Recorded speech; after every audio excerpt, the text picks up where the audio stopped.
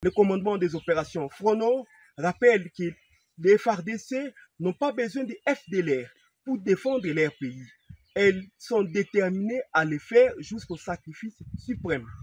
Comme je vous l'ai dit, c'est après 24 heures des attaques lancées par ces ennemis de la paix que toutes les mesures de défense ont été activées par les forces armées de la République démocratique du Congo pour riposter farouchement. Le commandement des opérations Frono loue le courage de ces militaires de FARDC capturés. Et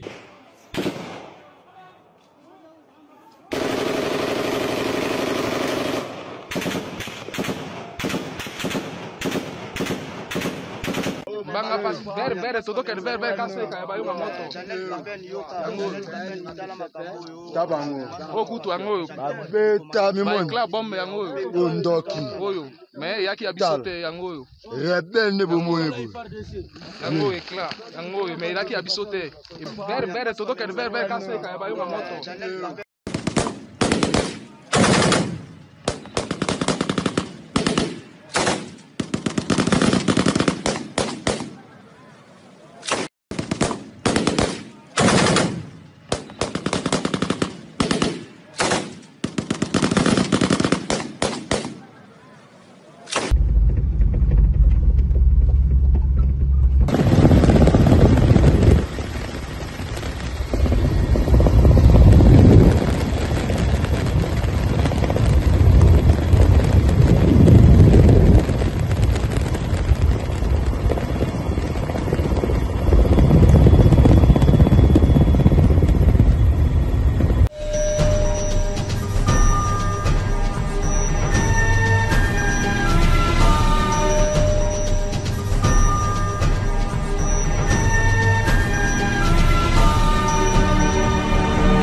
Après une journée de combats intenses dans la province du Nord Kivu, territoire de Lubero, opposa les rebelles du M23 aux forces armées de la République démocratique du Congo, c'est 11 décembre 2024, c'était hier mercredi, mesdames et messieurs.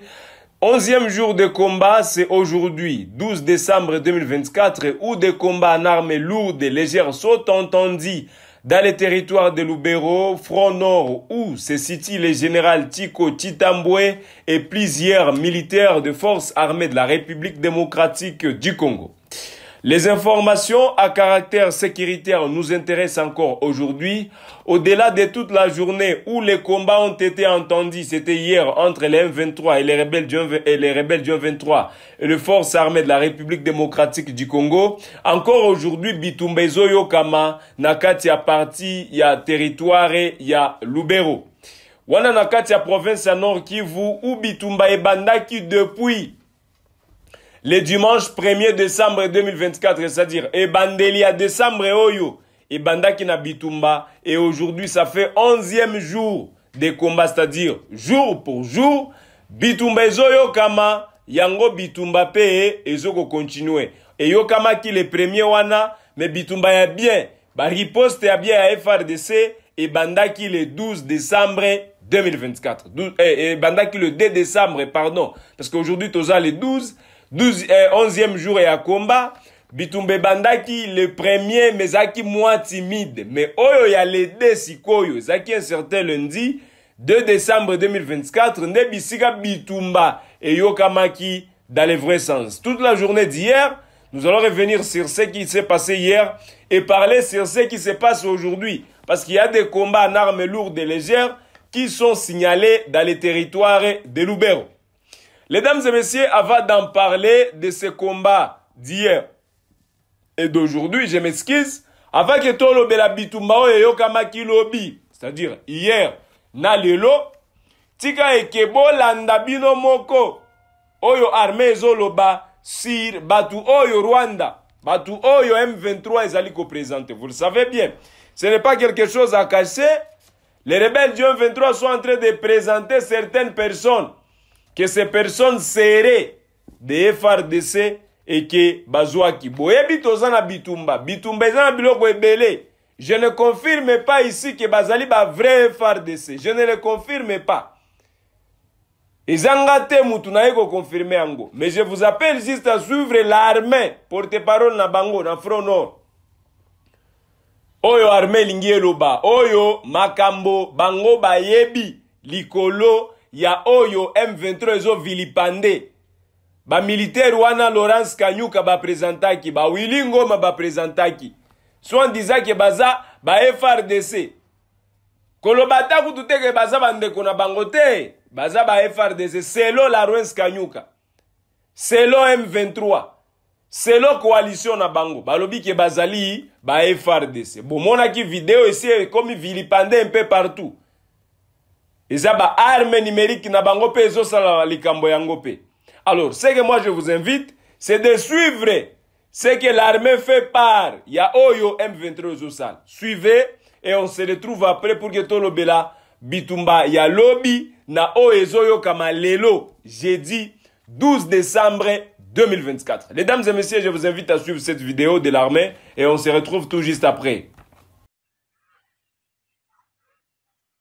Oui, comme vous le savez, après avoir divulgué plusieurs alertes à la population du territoire de Lubero, disons de conquérir les villages d'Alimbongo avant la date du 7 décembre et de la ville de Butembo avant la rencontre des présidents congolais et rwandais prévue au Luanda en Angola le 15 décembre de l'année en cours, l'ennemi, là je cite, les forces de défense du Rwanda et les supplétifs M23 avaient lancé leurs premières offensives en date du dimanche 1er décembre 2024 dans l'une des positions des FRDC basées à Outoué. C'est après, comme je vous l'ai dit, c'est après 24 heures des attaques lancées par ces ennemis de la paix que toutes les mesures de défense ont été activées par les forces armées de la République démocratique du Congo pour riposter farouchement.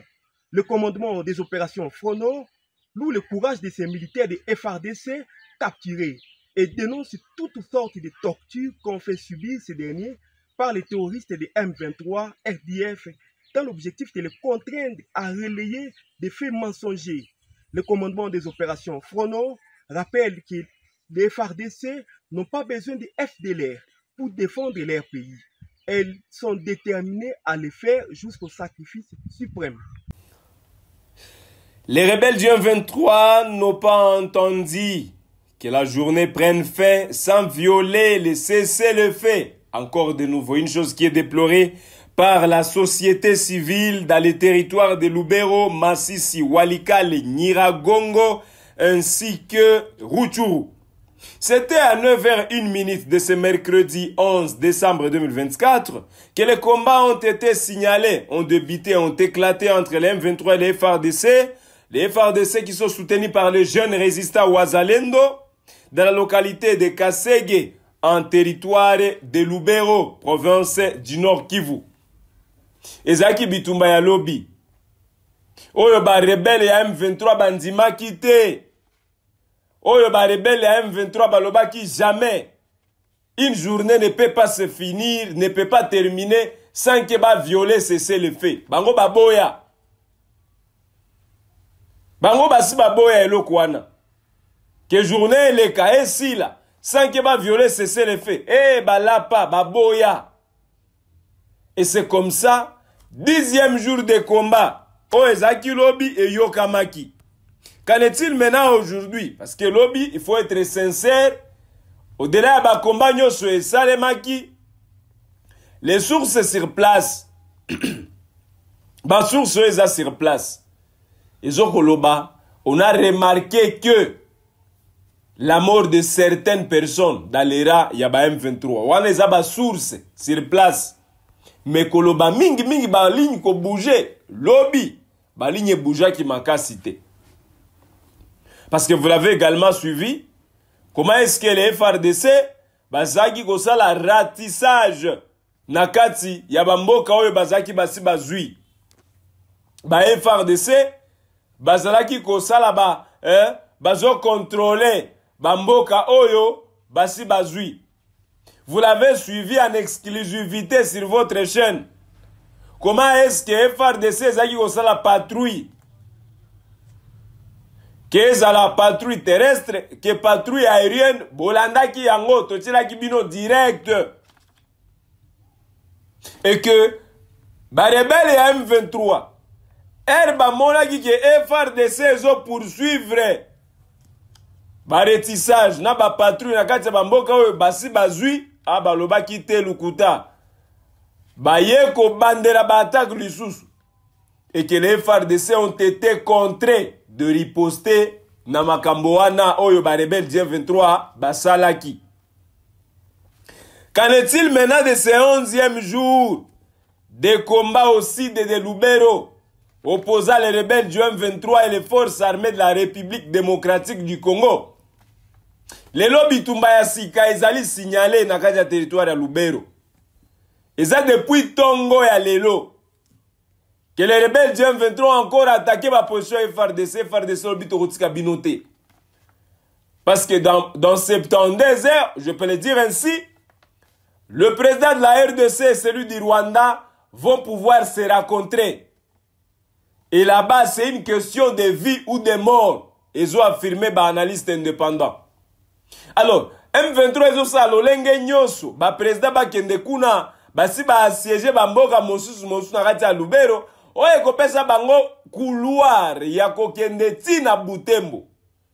Pourvu que lorsque assise wana ekozala, que Kagame eye azala na oyo a co-imposé président Félix Tshisekedi.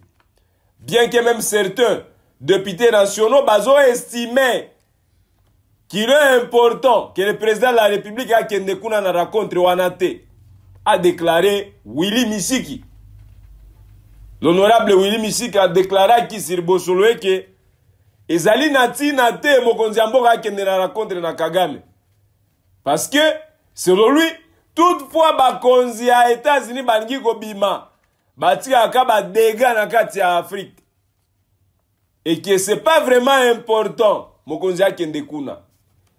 Et que yazo benga mokonzi apesaka liberté et pas ya armée na biso, basala we sengeli basala na bitumba.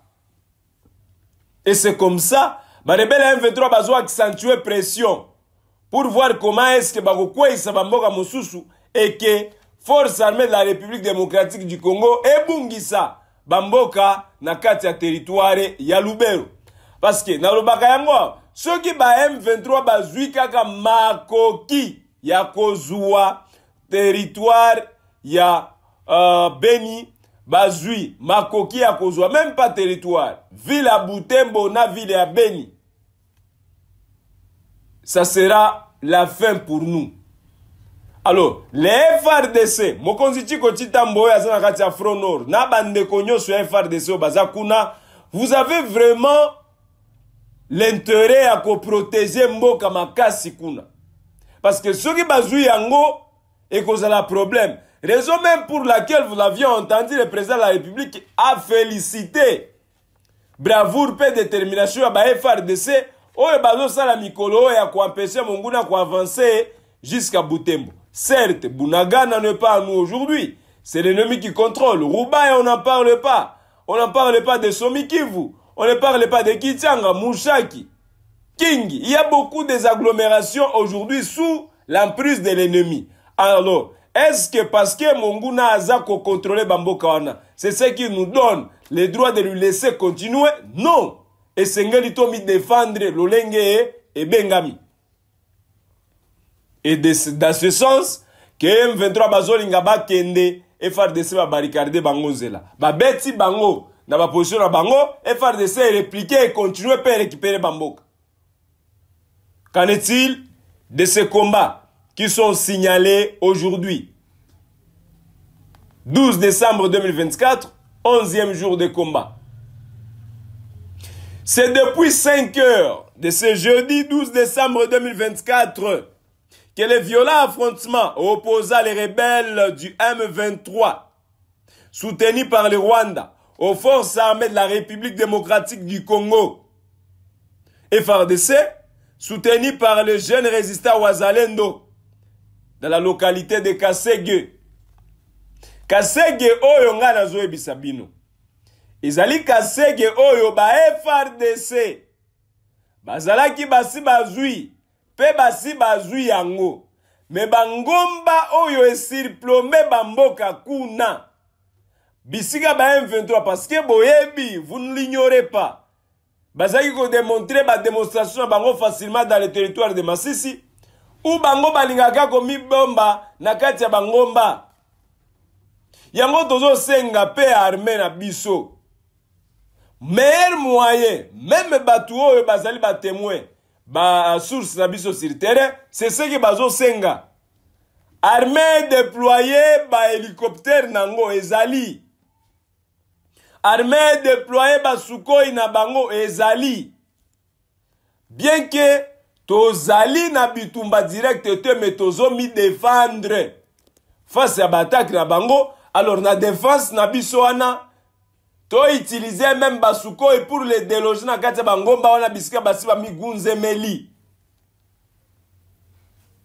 na kati bamboka wana bitumba ezoko yokama opposant les rebelles du M23 aux forces armées de la République démocratique du Congo bakonzi oyo baza kuna bango bazolo ba iya quoi espérer.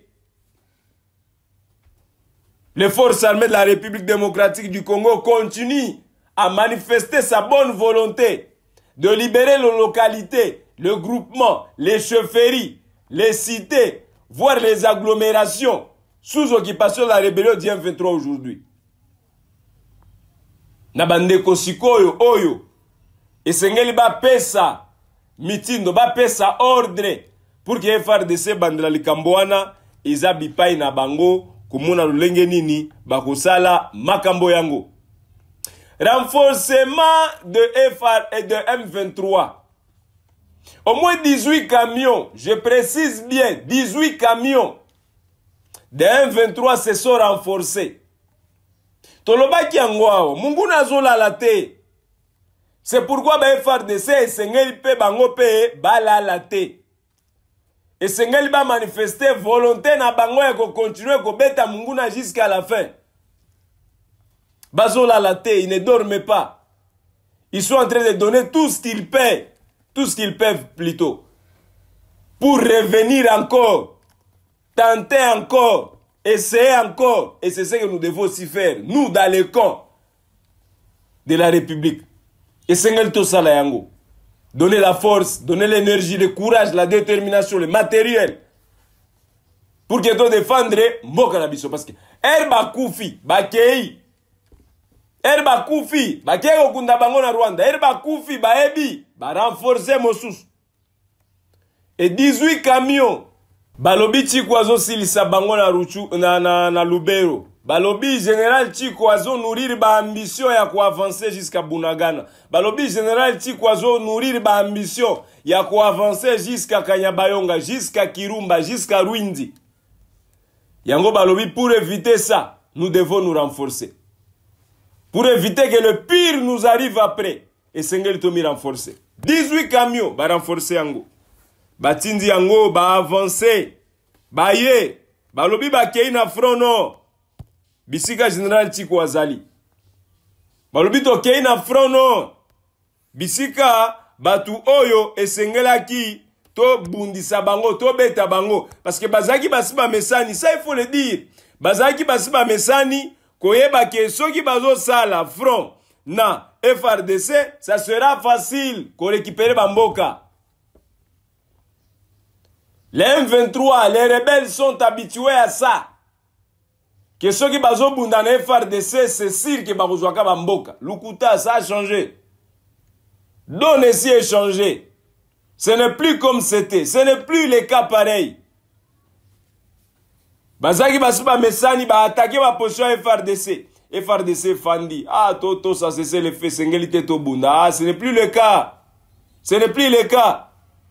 Ba FARDC, oh, bazana kati amboka, lui, ce n'est plus le cas. Botier, totier. Bobeti biso, to beti bino. Mais populations ont souhaité que FARDC bima. Nakati ya dono wana. Ça dirait que nakati ya dono oyo. Et beti même M23, ça que M23 banda ko attaquer bango. Les Aki c'est comme Moumessano. 30 jours, je me rappelle, les Aki 30 jours, il y a résistance à Kanyabayonga. 30e jour, Kanyabayonga est Kouéi. Ça a choqué tout le monde, ça fait mal au cœur. Il y a les gens qui ont perdu leur vie pour ça. Koyoka ka information que Kanyabayonga est Kouéi. Batouba Koufa qui est belé. Il y a des jeunes Ouazalendo qui se sont donnés pour protéger Kanyabayonga. il y a des militaires congolais qui se sont donnés pour protéger Kanyabayonga. Et ces mêmes militaires qui sont restés sont déterminés cette fois-ci à prendre même Kanyabayonga. C'est-à-dire, au renforcement M23 au Sala. Et ça Kobanga, parce que déjà Kirumba, ils n'ont plus des armes là-bas. Basi va délocaliser en haut. Basi va délocaliser en haut. Quel message pour l'armée aujourd'hui? L'armée congolaise. Oyo basoda bazoko kengela. Balobi esengeli bakoma na Bunagana. Le 11e jour. 11e jour de combat. Combat aujourd'hui, demain. Lobby kuna. Ça fait 11e jour. Jour pour jour. Toujours compter. Si ça nous prendra 100 jours pour que Bitumba ici, là, tout compter. Jour par jour. Mokonzitiko toujours compter. On est avec vous. Toujours compter. Le lobo betani mbola territoire localité ni bozui. Lobi bo betani mboka ni bozui. Lobi bo betani mboka ni bozui. C'est quoi les bila? Toko banda ko sala bila ya bitumba na bango chaque jour. Il y a lobby, je viens de vous dire ici. Les lignes n'ont pas bougé, mais bah M23 bakufa ki lokola banzinzi. Il y a des images. Bah images ezali. Il y a encore des combats aujourd'hui. Bah combat ezali lelo. Les M23 se sont encore renforcés. 18 camions. 18 camions. Ils sont venus. Bah, il y a 18 camions. Bah, banda roya ba camions ba mi dispersé. Mais oyo yé bango nyonso ou ba kei Lubero. Direction Lubero. Ba kende ko neutraliser résistance ezakuna. FRDC ne vous laisse jamais. Botika jamais ba M23 ba mon labi. Jamais batie botier. Bobetani et simbi boé. Ba respecter ce fait, boto ce fait. Ba to cité bobeti bango. Et la population est derrière vous pour ça. Lobby vers l'après-midi, hier. 18 camions de renfort des rebelles partis à Kiwanja en direction de Lubero. Ba bimela Kiwanja wa Kiwanja wa likolo. Bakei na Lubero. 15 OAT Kasege, selon une source locale. Cette situation illustre la volonté manifeste du M23 et de ses soutiens de continuer à violer les cessez-le-feu. Ces actions semblent destinées à intensifier la pression avant la rencontre prévue entre le président Félix-Antoine Tshisekedi et Paul Kagame. Estime les observateurs. 18 camions et bimi Kiwanja. 18 et bimi Kiwanja. Et Junzela ya Lubero. Mais oye koma ki na Lubero. Ils a 15. 18 ne bimaki. 18. Tozana ba source même bisika nyonso tozana ba source. Ba source na biso ezali. Nous ne pouvons pas être un grand média comme ça et que tozanga ba source. Ba source ezali. C'est-à-dire, si nous parlons des choses, c'est sur base de la vérité sur le terrain. 18 camions à M23 bimi Kiwanja lobby. Mais 15 ne koma kikuna. Misatu elekaki. Il y a 8 autres yakaki jeudi passé kuna. Bango nyonso basila ki entre vendredi et samedi passé. Ba renforcer. Tout le monde a 15 wana pe ko suki la wapi. Ba bandi bitumba li sous lelo. Ba continuer bitumba. Les M23 balobi ba ko lâcher. Ba FRDC balobi pe bango pe ba ko lâcher.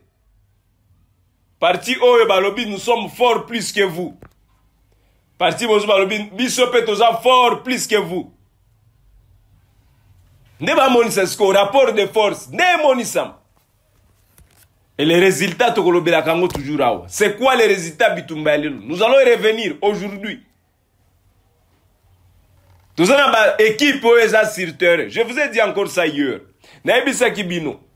Et Sengali Bino peut et Sengali Bo permettre Biso, bon faciliter Biso tâche de vouloir bien vous informer. C'est-à-dire, Kosungaga pe Biso na makambo tozo sala. Nous ne sommes pas subventionnés par quelqu'un. Mais Tolobi ezali motema ki compatriotes esengeli totiela mpo na mboka na biso. Informer les compatriotes partout na makambo nyonso ezosalema. Ba FRDC ba avancer toyebisi no ba avancer. Bitumba eza boye. Mouvement nyonso kokende kuna tokoyebisa bino. Ba équipe ekobanda kosala ba relèvement. Mais ba équipe na biso ekozala toujours sur terrain. Ba reporter na biso bazokita sur terrain pour que l'information vous parvienne en temps réel de tout ce qui se passe sur les lignes de front. Si ça sera à Masisi, vous allez écouter. À Rutshuru, Bogoyoka. Ceux qui ont besoin déjà direction à Kanyabayonga, c'est parce que les abissika ba FRDC bazo nourrir ba ambition à avancer. Kirumba Kanyabayonga. Et une fois bakomi Kanyabayonga, ça sera facile pour eux d'arriver jusqu'à Rwindi. Bakomi na Rwindi et qu'on peut se bango couloir et à avancer jusqu'à Bunagana. Et on verra là où nanga kokimela. Ceux qui ont la révolution nae face à ba FRDC lolenge à Lobaka, c'est par là où nous allons vivre. Soutien na bino est important pour na biso. Media na biso ezo senga soutien na bino. Numéro moko eza na cash kuna na se ya écran wana. Numéro eza na gauche na ngai. Numéro ezali wana. Oyo koko contacter otindeli soki $1, soki $2, soki $3. Nyonso kozala nango. Bozali la diaspora, bozali un peu partout. Et kozala pe biso bien. Ça va nous honorer de voir les gens qui nous encouragent de ce que nous sommes en train de faire et qui peuvent nous aider également pour que tous les moyens à continuer les bossos. Ba moyen ko permettre ba équipe na biso kita sur terrain. Ba moyen ko permettre ba équipe na biso corréler ba vraie information makambo ezoleka en temps réel, c'est-à-dire vraie information et en temps réel. On a zo bisabino zali kambo ezoleka lelo. Ou ba FRDC, bazo beta na de vrai, na ba M23. Bazo sala bitumba, lolenge sengeli basal. Et les résultats bitumba ya lelo, na kozonga la bino, pona ebisa bino. Mais selon l'armée, oyo eza na front nord, bazo nourrir ba ambition, ya kokwe sa Kirumba, pour que bazo directement Kanyabayonga. Et après Kanyabayonga, ba avancer jusqu'à Rwindi. Eza ambition baza nango. Et que bazo senga lisungi à population pour que ba avancer. Nous ne pouvons que pas parler ici des FRDC. Il y a aussi le Wazalendo. Le vrai Wazalendo, Bazali. Le vrai Wazalendo, Bazali. Oye bazo bunda. Oye bazo manifester volonté na bango. Oye bazo monisa munguna qui sont venus pour défendre leur terre. Vous devez aussi vous souvenir de ces Wazalendo. De ces compatriotes congolais. De ces jeunes Congolais qui ont giré, qui sont déterminés à défendre leur patrie, à défendre leur nation, à défendre Mabele Nabango. Des combats en armes lourdes et légères sont entendus depuis la matinée de ce jeudi 12 décembre 2024. Mesdames et messieurs, c'est par ici que nous clôturons cette émission, tout en vous fixant un nouveau rendez-vous cet après-midi sur tout ce qui se passe à l'est de la République démocratique du Congo. Je vais vous revenir cet après-midi pour vous informer également sur le bilan de ces combats qui sont signalés depuis la matinée de ce jeudi 12 décembre 2024. Subventionnez-nous, mesdames et messieurs. Boka ni sarape biso na makambo stozo sala pona ekolo na biso. N'importe quel montant oyoza nango eko sala pe bien osunga biso. Numéro moko eza na cash wana ezali ya Orange. Veuillez contacter numéro wana. Boko contacter, boko mona lolenge nini, okoki ko sala dona yo, et pas ya media na biso pour qu'il continue. Tozo senga yo ebelete. Oyo kaka ezali, et ko sala bien, pour permettre ba reporter na biso, ba kita sur terrain, ba zoba moi mai, moi transport, moi nini, oyo ko sunga bango, ko avancer de l'avant, pour que ba pesa bino ba information, pour que to pesa bino, ba information, oyo sengeli ko pesa bino, sur bitumezo leka, nakati amboka na biso. Merci beaucoup, mesdames et messieurs, de nous avoir suivis. J'étais Youssoufou Kibingila, David, journaliste d'investigation. On se fixe un nouveau rendez-vous cet après-midi pour d'autres actualités. Prenez bien soin de vous, voulais-je dire. Et à cet après-midi, pour une nouvelle information sur le bilan de ces combats qui opposent les M23 et les FRDC aujourd'hui. À tout à l'heure, mesdames et messieurs.